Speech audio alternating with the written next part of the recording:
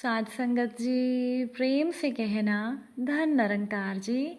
आप सभी का बहुत बहुत स्वागत है आपके ही अपने चैनल पर। सबसे पहले आप सभी को हरियाली तीज की बहुत बहुत शुभकामनाएं। आज जो साखी मैं आप सभी के लिए लेकर आई हूँ उस साखी का विषय है जीवन का आनंद। तो चलिए सुनते हैं आज की ये साखी। साध संगत जी, एक बार की बात है, एक सम्राट एक साधु से बहुत प्रभावित हो गए। सम्राट रोज रात को अपने घोड़े पर सवार होकर अपने राजा का चक्कर लगाते थे। उस समय रोज उस साधु को वो राजा देखा करते थे। वो साधु एक वृक्ष के नीचे अपनी मस्ती में बैठे कभी बांसुरी बजाते, कभी नाचते, कभी गीत गुनगुनाते, तो कभी चुपचाप बैठकर आकाश के तारों को देखते रहते थे। अब सम्राट जब भी घोड़े पर सवार होकर साधु के पास से निकलते थे तो वहाँ रुक जाते थे, साधु की मस्ती को देखते और फिर वहाँ से चले जाते। धीरे धीरे उनको उस साधु को देखने में इतना रस आने लगा कि साधु को देखते देखते समय कब बीत जाता सम्राट को पता ही नहीं चलता था। वे एक झाड़ी के पीछे दूर चुपचाप खड़े रहते और उस साधु की मस्ती को देखते रहते। साधु की मस्ती में ऐसा खो जाते थे कि खुद भी मस्त होकर अपने घर पर लौटते थे। अब ये सम्राट का रोज का काम हो गया था। एक दिन सम्राट इतना भाव विभोर हो गए कि वो उस साधु के चरणों में गिर गए और कहने लगे, हे गुरुदेव, मैं आपको यहाँ नहीं रहने दूंगा। वर्षा ऋतु करीब आ रही है। ये वृक्ष है, इसके नीचे आप वर्षा में कैसे रहेंगे? आप मेरे महल में चलकर मुझ पर कृपा करें, मुझे अपनी सेवा का एक मौका दें। ये सुनते ही वो साधु खड़े हो गए।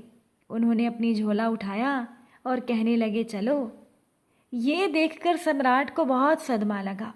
सम्राट ने तो सोचा था कि मेरी बात सुनकर साधु कहेंगे, कैसा महल, कहाँ का महल, हम तो जहाँ हैं हम वहीं मस्त हैं, हम तो महल में जाना ही नहीं चाहते, क्योंकि हमने तो महलों का और सभी सुख सुविधाओं का त्याग कर दिया है। सम्राट के मन में तो साधु से ये सब सुनने की अपेक्षा थी। अगर साधु ने ऐसा कहा होता तो सम्राट उन साधु के पैरों में गिरकर कुछ और विनती कर लेता, लेकिन साधु तो तुरंत चलने को तैयार हो गए, तो सम्राट थोड़ा सदमे में आ गए। साध संगत जी, अब सम्राट ने सोचा कि कहीं मैंने कोई गलती तो नहीं कर दी, इस आदमी ने मेरे साथ कोई चालबाजी तो नहीं की ना, ये इसकी महल में घुसने की कोई योजना तो नहीं है, ये कहीं मेरे ऊपर ही जाल तो नहीं फेंक रहा था, मैं फालतू ही इसके चक्कर में पड़ गया। अभी सम्राट ये सोच ही रहा था कि तब तक वो साधु सम्राट के घोड़े पर चढ़कर बैठ गया और उसने सम्राट को चलने के लिए कहा।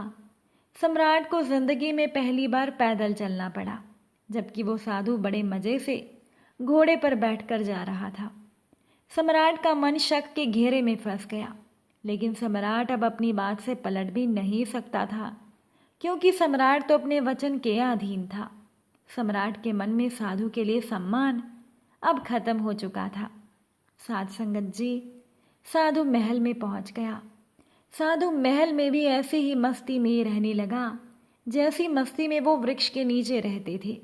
साधु वृक्ष के नीचे भी बांसुरी बजाते थे और महल में आकर भी वो बांसुरी ही बजा रहे थे, लेकिन अब वो मखमल के गद्दे पर बैठकर बांसुरी बजा रहे थे। ये सब देखकर सम्राट का दिल जलने लगा। सम्राट सोचने लगा, ये मैं किसे उठा लाया, ये तो कोई साधु नहीं है। सम्राट से भी ज़्यादा शान से वो साधु रहने लगा। सम्राट को और अधिक चिंता होने लगी, क्योंकि उन्हें तो अपना साम्राज्य, अपना महल, अपनी धन दौलत सभी को संभालना था, लेकिन साधु को तो कोई चिंता ही नहीं थी। वो तो अपनी ही मस्ती में बांसुरी बजाए, नाचे गाए और मस्ती में भोजन करे। साध संगत जी, 6 महीने तक किसी तरह से सम्राट ने साधु को बर्दाश्त किया, लेकिन अब बात सम्राट की सहन से बाहर हो गई थी। एक दिन सम्राट ने साधु से कहा कि हे गुरुदेव, मेरे मन में एक जिज्ञासा है, मुझे जानना है कि अब मुझ में और आप में क्या फ़र्क है। साधु ने कहा कि तुम फ़र्क जानना चाहते हो? सम्राट ने कहा, जी महाराज। साधु ने कहा कि तुम 6 महीने क्यों परेशान रहे। ये बात तुम उसी समय पूछ लेते जब मैं तुम्हारे घोड़े पर बैठा था, क्योंकि मैंने तो देख ही लिया था कि ये बात तुम्हारे मन में उसी वक्त उठ गई थी जब मैं अपना झोला उठाकर तुम्हारे साथ चलने को राजी हुआ था। उसी समय मैंने तुम्हारा चेहरा पढ़ लिया था। ये प्रश्न तो उस समय भी तुम्हारे अंदर था। अरे मूर्ख, तुमने 6 महीने तक अपना दिल क्यों जलाया? वहीं पूछ लिया होता तो मैं झोला डालकर फिर वहीं बैठ जाता। क्यों नहीं पूछा तुमने? क्या संकोच था तुम्हारे मन में? मैं तो इंतज़ार ही कर रहा था कि कब तुम मुझसे पूछोगे।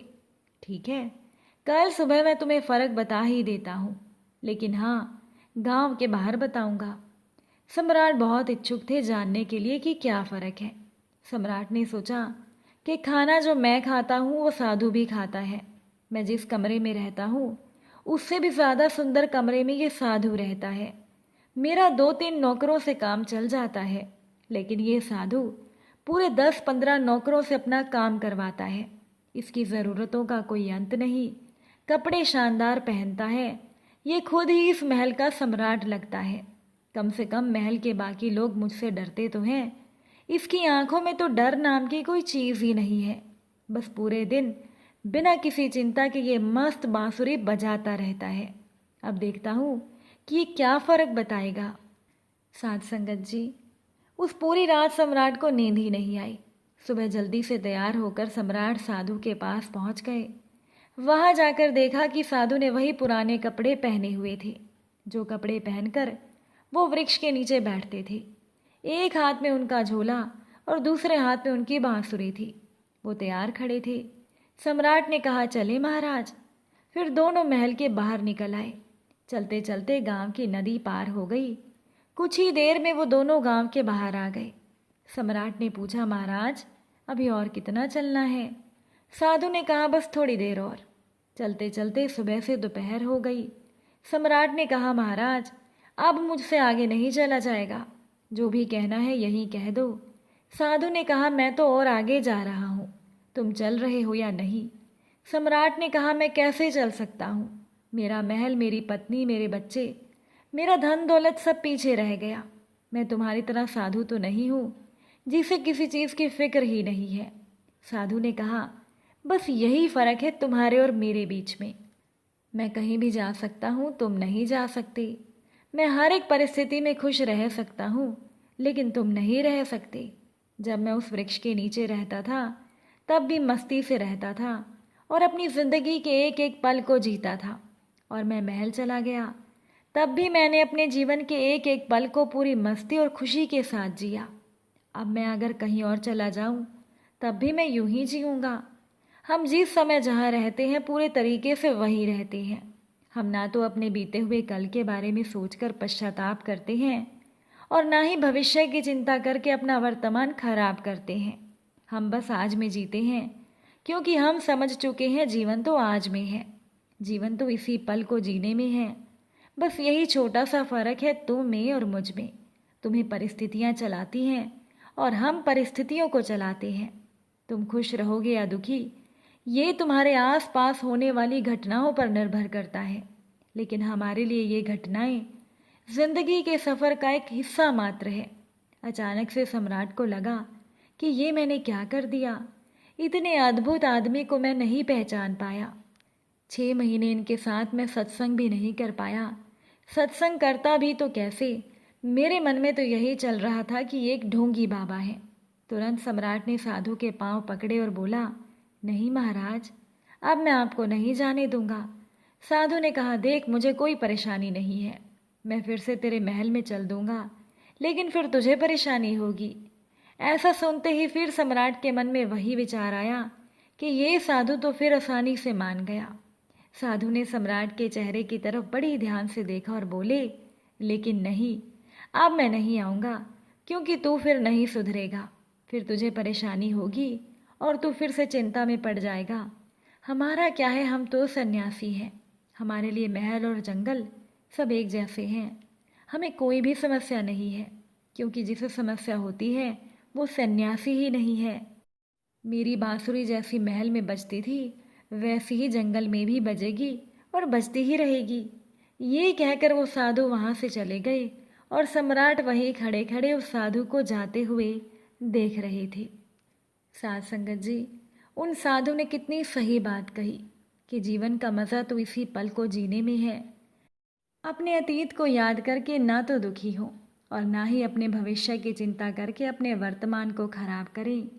जो ये जीवन हमें इस परमात्मा ने दिया है, उस जीवन का हम भरपूर आनंद लें, क्योंकि ये जीवन हमें बार बार नहीं मिलेगा। अगर आज की ये साखी आपको अच्छी लगी हो तो वीडियो को शेयर ज़रूर कीजिएगा। आप सभी से फिर मुलाकात होगी नई साखी और नए विचारों के साथ। साथ संगत जी प्यार से कहना, धन निरंकार।